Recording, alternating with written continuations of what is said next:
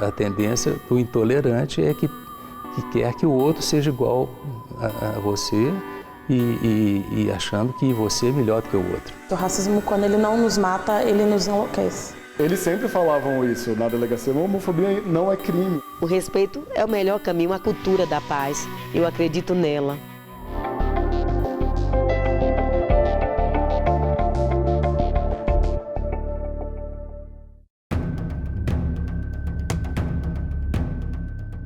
Intolerância, a gente se depara com ela quando não existe uma capacidade de entender, de suportar o diferente, de suportar uma dissociação de ideias.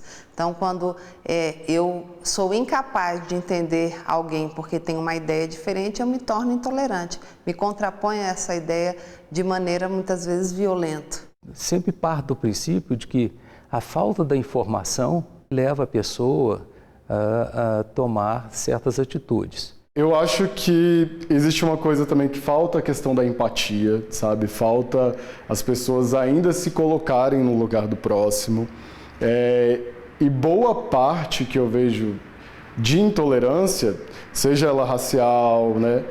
Questões de machismo, de homofobia, de xenofobia, eu vejo que é uma questão mesmo de ignorância mesmo, de falta de conhecimento sobre o assunto. Há um limite de liberdade de expressão, mas quando esse limite ele é ultrapassado, né, através da não aceitação, isso se torna crime no Brasil. A gente vê intolerância em várias modalidades, né? A intolerância religiosa, quando se refere ao fato de uma pessoa se contrapor à religião de outra ou o direito dela de sequer ter religião. Temos intolerância pela origem, pela etnia, em relação ao gênero da pessoa e pela raça, né? A primeira que a gente vê aparecendo fortemente com os movimentos sociais, mas as pessoas são muito tímidas ainda em reclamar os seus direitos.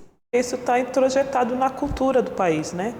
A gente é educado para ser racista, para ser homofóbico, para ser classista, enfim, isso é fomentado na gente muito cedo. A liberdade de crença, de pensamento, ela está abrigada tanto na Declaração da ONU sobre os Direitos Humanos quanto a Constituição Federal, né? A intolerância religiosa vem muito do desrespeito a esses princípios básicos de direitos humanos, né? E ela pode ser caracterizada como um conjunto de ações, de práticas que visam desrespeitar as crenças do indivíduo. A Constituição Federal de 1988, no artigo 5º, afirma ser inviolável a liberdade de consciência e de crença, sendo assegurado livre exercício dos cultos religiosos e garantida, na forma da lei, a proteção aos locais de culto e suas liturgias. O judaísmo nasceu há muitos e muitos anos, né, com Abraão, e um dia ele conversou com Deus, né, e descobriu o monoteísmo. E aí, então, nasceu a primeira religião monoteísta, onde existia o homem falava diretamente com Deus, né, um Deus único.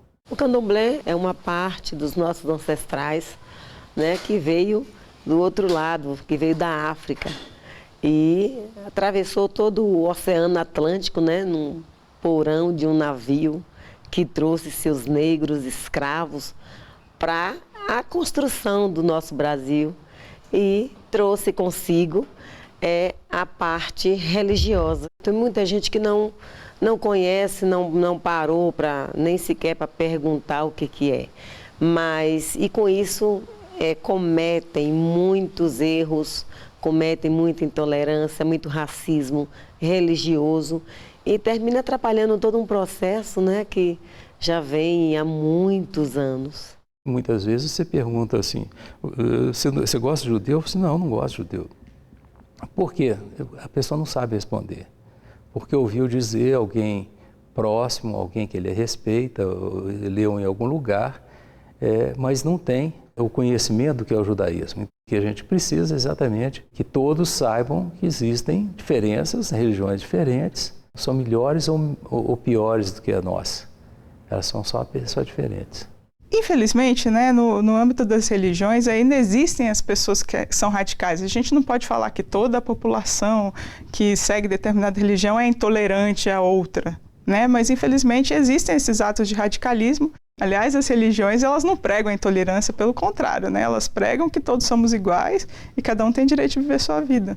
O levantamento do Disque 100, canal de denúncias do Ministério dos Direitos Humanos, recebeu só no primeiro semestre de 2017 169 reclamações. A maioria das vítimas de intolerância é de religiões de origem africana, 39% das denúncias. Lideram o ranking Umbanda, Candomblé e as chamadas matrizes africanas. Depois vem a católica e a evangélica. 5h40 da manhã eu estava dormindo, alguém entrou simplesmente e ateou fogo, era tudo de madeirite. Claro, naquela época estava muito seco, em 2015 Brasília não tinha chovido. A gente começou aqui em 2005 com muita luta, né, com esforço de todo mundo e foi de degrau em degrau, de pouquinho em pouquinho e você vê isso sendo destruído em 20 minutos de fogo. Então realmente foi muito doloroso para todos nós. Quando você pratica um ato que você vai incitar ou que você discrimine alguém por aquela condição religiosa, pela condição racial, a origem dela, ela vai ser crime. Eu tenho 2 crimes típicos, né, da racial, religioso, de injúria preconceituosa, quando eu atinjo a honra subjetiva da pessoa e eu falo para ela pessoalmente algum adjetivo, né, que atinge a honra dela. Isso aí é uma previsão no Código Penal, ou então o próprio crime de racismo, que tem a lei própria, conhecida como Lei K.O., em que eu atinjo toda a coletividade por essas situações que seriam ofensivas também, mas a honra daquela coletividade, ou quando eu impeço algum direito dela. Um recurso de grande repercussão chegou ao Superior Tribunal de Justiça e envolveu a Igreja Universal do Reino de Deus e uma mãe de santo na Bahia. A religiosa teve um infarto e morreu dias depois de ler uma publicação na qual era acusada de charlatanismo e de roubar os clientes. Em ação por danos morais, a Igreja Universal foi condenada ao pagamento de quase R$1 milhão em razão da ofensa ao artigo 5º da Constituição Federal, proteção à honra, vida privada e imagem. Além disso, foi condenada a publicar uma retratação. No recurso, o valor da indenização foi reduzido. O desembargador Carlos Fernando Matias de Souza, convocado para atuar no STJ, considerou o valor original exorbitante em relação aos critérios adotados no tribunal. O episódio inspirou a criação do Dia Nacional de Combate à Intolerância Religiosa, 21 de janeiro, data da morte da mãe de santo. Eu acho que o judiciário é das forças para a gente conseguir superar essa situação de intolerância que a gente consegue identificar a partir dos casos que chegam até o Ministério dos Direitos Humanos. O que vai realmente alterar esse quadro é que a partir do momento que exista a informação e que a gente possa levar a cultura desde o berço, né? desde o primeiro momento. E aí sim eu acredito que a gente possa eliminar todas essas diferenças. Eu digo sempre, vamos embora investir em campanhas educativas, dizendo para as pessoas que o lugar delas é onde ela quiser, sim, mas o meu lugar é onde eu quero também estar, que é no meu terreiro, né? Que as outras mães, os outros pais querem estar no terreiro deles, o padre quer estar na igreja, o pastor quer estar na igreja dele, é claro. Então, cada um no seu lugar. O respeito é o melhor caminho, a cultura da paz, eu acredito nela.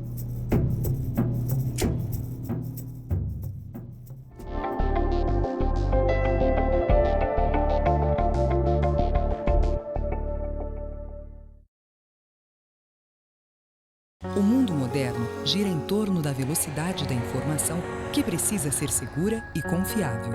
Para atender estas exigências, o Superior Tribunal de Justiça elabora e disponibiliza 2 publicações diferentes com o objetivo de divulgar a jurisprudência do Tribunal: o Informativo de Jurisprudência e o Jurisprudência em Teses.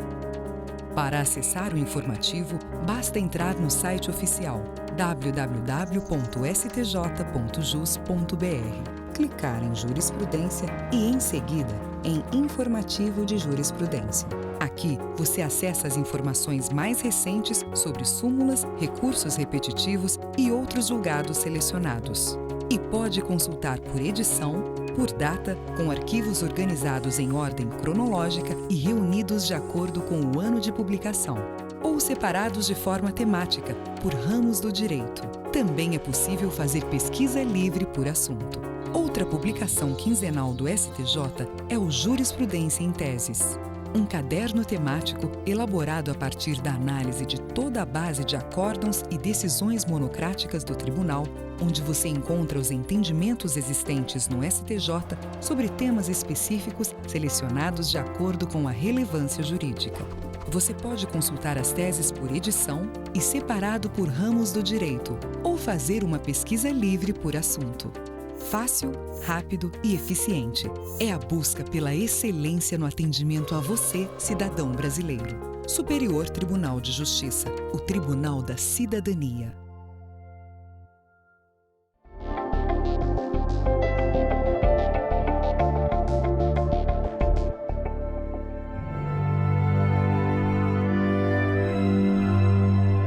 Esse período de escravidão em que os negros eram subjugados e colocados como inferioridade à pessoa não negra, fez com que ainda hoje nós tenhamos que provar a cada dia que a cor da pele ela indifere do intelecto, ou da minha inteligência, ou da nossa capacidade. O racismo, ele se dá, acho que desde o momento que a gente nasce. Só que a gente começa a perceber ele, pelo menos no meu caso, é na escola. A primeira vez que você entra na escola, você sente e você vivencia o racismo. A escola, acho que é o primeiro impacto que a gente tem em relação à questão racial. E aí, claro que isso engloba a escola como um todo, no sentido da gestão da escola, dos funcionários que trabalham ali, até chegar nos professores e alunos. Por exemplo, na educação infantil, né? De como a professora toca você e toca um aluno branco, de como ela cuida de você. Aí a gente cresce, arruma um trabalho e aí vem essa questão mesmo da gente correr atrás de algumas coisas, e aí você percebe que realmente não é uma incapacidade sua em relação a não conseguir algumas coisas em relação ao trabalho, mas é por causa da sua imagem mesmo. Não há uma igualdade de oportunidades entre negros e não negros. Isso basta que, alguns dados, né? O negro recebe cerca de 36% a menos que o não negro do mercado de trabalho. A questão da violência, a cada 4 jovens assassinados, 3 são negros. O feminicídio, 70% das mulheres assassinadas no Brasil são mulheres jovens, negras, pobres e que moram na periferia. As oportunidades, por exemplo, com o sistema de cotas, até um tempo atrás, antes do sistema de cotas, nós não tínhamos negros nas universidades, pouquíssimos negros. Pelo menos 2 artigos da Constituição de 88 tratam do tema. O artigo 4º fala em repúdio ao racismo e o artigo 5º diz que a prática do racismo constitui crime inafiançável e imprescritível, sujeito à pena de reclusão. A Lei 12.288 de 2010 institui o Estatuto da Igualdade Racial, destinado a garantir à população negra a efetivação da igualdade de oportunidades, defesa dos direitos étnicos individuais e coletivos. O racismo, ele é cruel e ele acaba com a nossa autoestima, ele acaba com as nossas potencialidades. Quando ele não nos mata, ele nos enlouquece.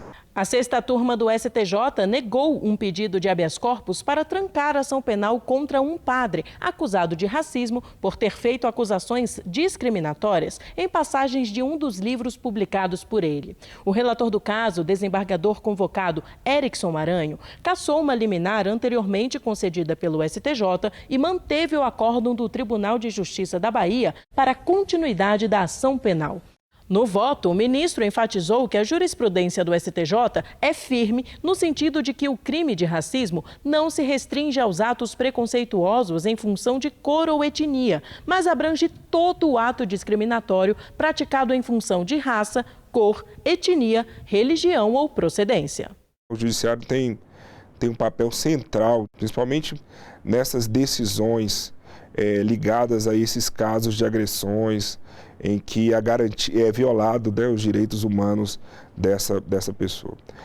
Nós, além dos processos já que o judiciário ele enfrenta e ele julga, nós temos também mecanismos de auxílio, né? Nós temos hoje o Disque 100, né, que é onde as vítimas que têm violado seus direitos humanos, eles têm acesso a esse mecanismo. E temos também o aplicativo Proteja Brasil. Esses mecanismos, junto ao judiciário, é que nos auxiliam no atendimento a essas vítimas para que esses casos sejam apurados e seus agressores punidos. A gente, o coletivo, acha que pode brincar com o sentimento de terceiros, com a honra de terceiros. E qualquer brincadeira que seja pejorativa, ela é crime. É de suma importância a participação da justiça também, de entender que aquilo de fato é uma ofensa, que a gente não pode estar considerando o sistema cultural e foi só uma brincadeira. Não existe, mas nós não temos mais tempo para brincadeiras. Nós temos que efetivamente aplicar a lei. Quando uma pessoa que sofre uma discriminação racial, ela vai até a delegacia, registra uma ocorrência policial, isso para o judiciário já é suficiente para considerar que ela se manifestou publicamente, que quer que haja o processo, né, que aquilo seja apurado pela polícia e que vire uma ação judicial. O Disque 100 registrou 195 denúncias sobre igualdade racial nos 6 primeiros meses de 2017. Em todo o ano de 2016, foram 1.326 casos registrados. Recentemente, por exemplo, eu estava numa loja, num shopping aqui de Brasília. Eu entrei na loja para perguntar o preço de um produto e quando eu saí da loja, eu fui para a praça de alimentação, sentei para comer. E aí a moça da loja veio junto com o segurança me abordando, perguntando se eu não teria levado acidentalmente talvez aquele produto na minha bolsa. E aí quando eu olhei para ela, eu falei assim, não, eu não levei, eu posso inclusive voltar com você na loja e te mostrar onde está.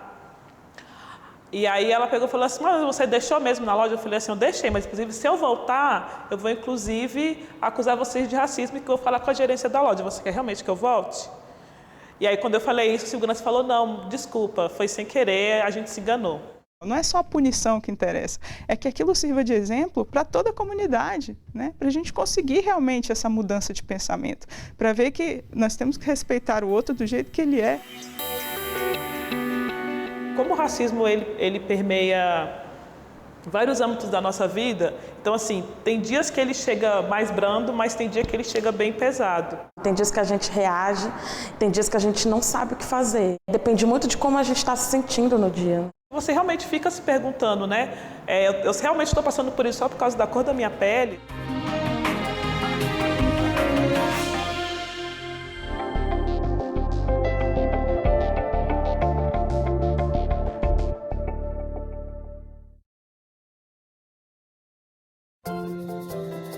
Informação precisa, segura, confiável e direto da fonte. Na página da Jurisprudência do Superior Tribunal de Justiça, você encontra tudo isso e muito mais. Para acessar, basta entrar no site oficial www.stj.jus.br e clicar em Jurisprudência. No link Legislação Aplicada, você encontra o entendimento do STJ sobre a aplicação de determinado dispositivo legal. Isso mesmo, aqui estão os dispositivos legais estudados e anotados com a jurisprudência mais recente do Tribunal. Já no índice remissivo dos recursos repetitivos estão todos os acórdãos dos recursos submetidos ao rito dos repetitivos que já tenham sido publicados. Organizados por ramos do direito, você também pode consultar em pesquisa livre. A página da Jurisprudência ainda oferece as súmulas anotadas do STJ com trechos transcritos de julgados do Tribunal. Você pode pesquisar por temas, pela ordem crescente ou decrescente dos números das súmulas ou por pesquisa livre. Fácil, rápido e eficiente. É a busca pela excelência no atendimento a você, cidadão brasileiro. Superior Tribunal de Justiça. O Tribunal da Cidadania.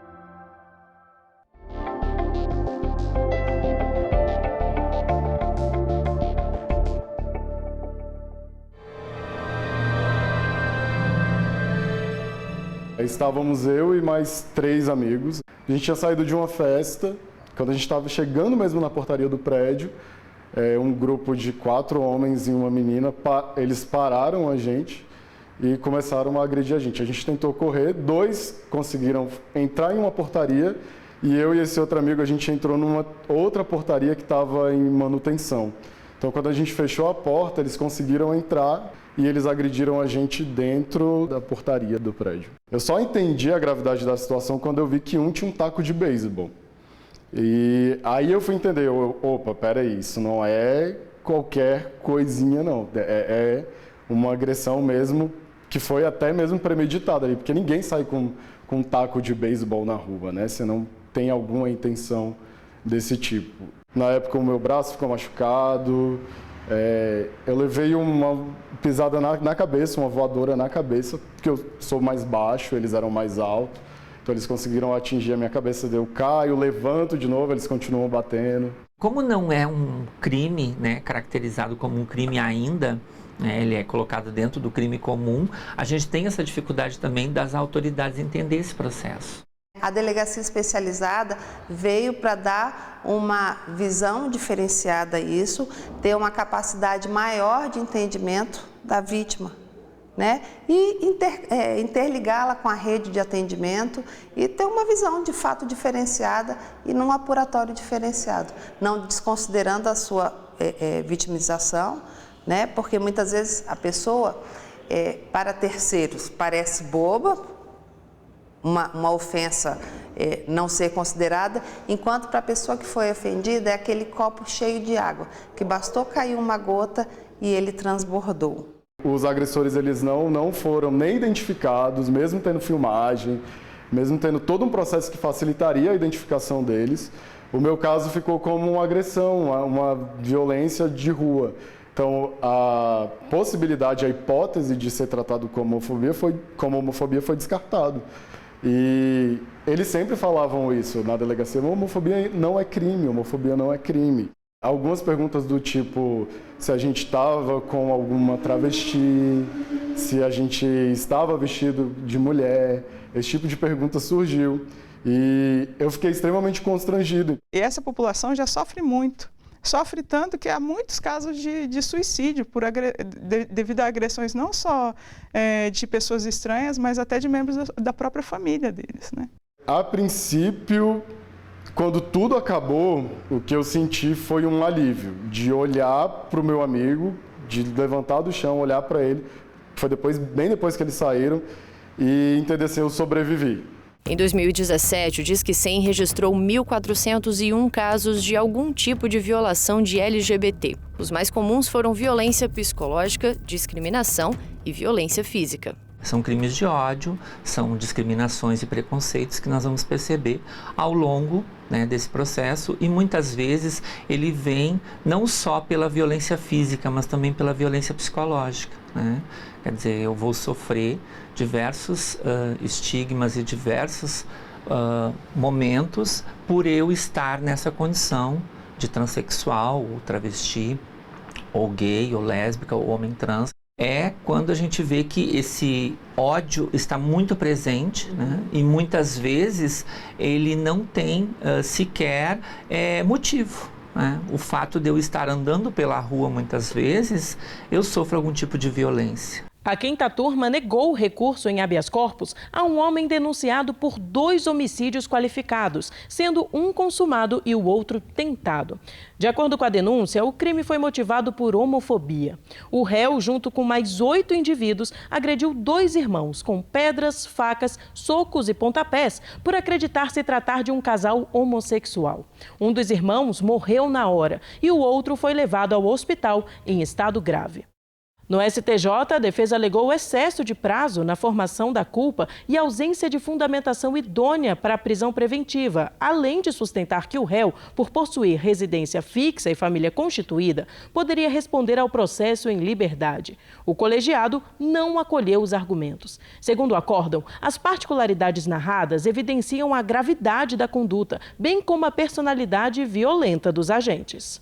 O judiciário brasileiro ele avançou assim, nossa, né, agora com essa nova decisão que nós tivemos no Supremo, que estivemos lá acompanhando também, né, de você, por exemplo, poder retificar o seu prenome e o gênero sem a necessidade da cirurgia, né, sem o processo de trazer laudos psicológicos, psiquiátricos, enfim, toda uma maratona que eu tive que fazer quando eu fiz a minha alteração de prenome. Isso é um avanço.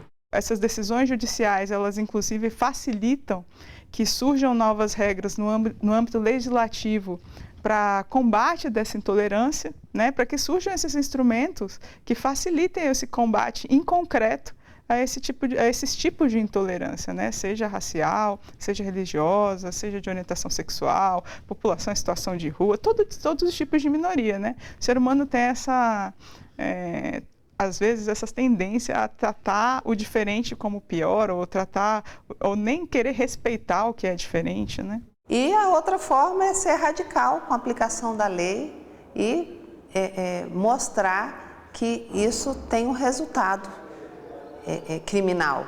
Então é preciso que aquelas pessoas ou aquela coletividade que se sinta de alguma forma injuriada, prejudicada por ação de terceiros, reclame seus direitos, vá à delegacia, registre a sua ocorrência e receba essa resposta e fique no pé para que isso aconteça efetivamente, que a gente não pode deixar passar em branco.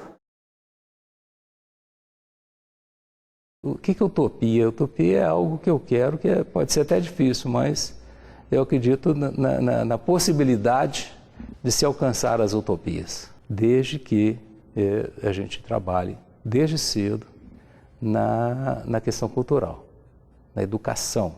As pessoas têm essa questão, vão ensinar as crianças a ser isso, ser aquilo. Não, ninguém ensina nada a ninguém, né? Nós vamos simplesmente trazer essa questão para dentro da escola como uma pauta da sociedade contemporânea, né? Assim como a questão do racismo, assim como a questão, né, da intolerância religiosa, quer dizer, todas essas questões, elas fazem parte da contemporaneidade. Falta respeito. A palavra respeito hoje está muito difícil. A palavra amor, a palavra acolhimento, essa palavra está tão difícil que as pessoas hoje elas não lembram mais nem delas. A falta de humanidade é essa questão da falta de empatia, de você tentar se colocar um pouco naquela situação, né? De você tentar enxergar o próximo com mais humanidade. Não é uma luta individual, né? É uma luta coletiva, né? A gente luta por nós e luta por nossa comunidade.